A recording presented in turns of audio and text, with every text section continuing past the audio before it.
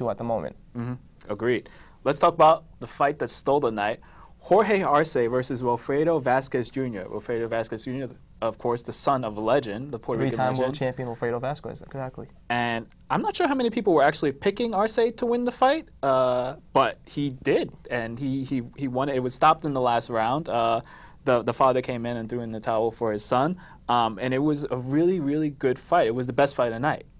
It was the best fight of the night. You know, one thing you can always guarantee from Jorge Arce is that he's going to bring it. The guy has tremendous heart. He's been around for years. He's always put on quality shows. You know, he might be arguably the most exciting fighter in boxing after the passing of Arturo Gatti and others, you know, of his ilk. He's right in there as the great Mexican warriors from his past. He's not afraid to put it on the line. He's not afraid to show some blood, just, you know, take 3 punches to land one. And that was typical Arce this past weekend. Grit, determination, getting off the canvas after a mean left hook in the 4th round. Right. And he stormed back against his younger, stronger opponent and stopped him. You know, much deserving. He's a future Hall of Famer in my book. When his name is on the ballot, I'm voting for him. Wow, wow. I'm putting it out there, yeah. And he's had a very good career. I mean, I've been a fan of his ever since he got knocked out by Michael Carbajal at 19 years old back in 1999. Right, and I was actually surprised to hear that he's only 31 because it seems like he's been around forever. Yeah, he has been around forever. I mean, you know, like I said, he was 19 when he fought Carbajal for the WBL junior flyweight title. He's been around for years. He's been a quality champion, fought everyone he can fight. You know, sometimes he loses, sometimes, you know, most of the time he wins, sometimes he loses, but he's always guaranteed, you know, an A+ effort. Now, and to the credit of Wilfredo Vasquez Jr., he's a young man who got into boxing at the age of 21, which is very late for without a guy any to amateur run boxing. experience.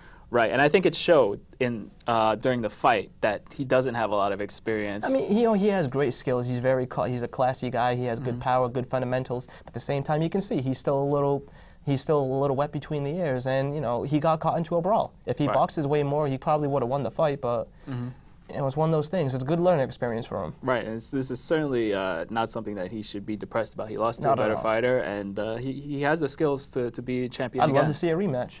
Wow. So what's next for Jorge Arce? This is a loaded division. It's super bantamweight, 122 pounds. Who does he go to next?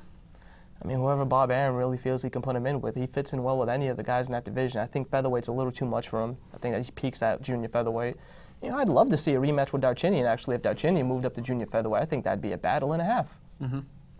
Certainly. Now let's continue with the undercard of the Pacquiao-Mosley fight. Let's talk about Kelly Pavlik and Alfonso Lopez. This is Pavlik's return fight after a year of in rehab for alcohol. He came back as a super middleweight now. He moved up a division, and he won a decision. At the beginning, he looked really rusty. It looked like Lopez was landing more combos, and his speed was bothering Pavlik. But eventually, Pavlik came on and won the fight. What do we think about Pavlik? You know, Pavlik, you know what, first of all, give him tremendous credit for even getting back in the ring after what he's been through this past year. You know, that's very, very hard to overcome, and he did it, and much love, and I'll commend him totally for that.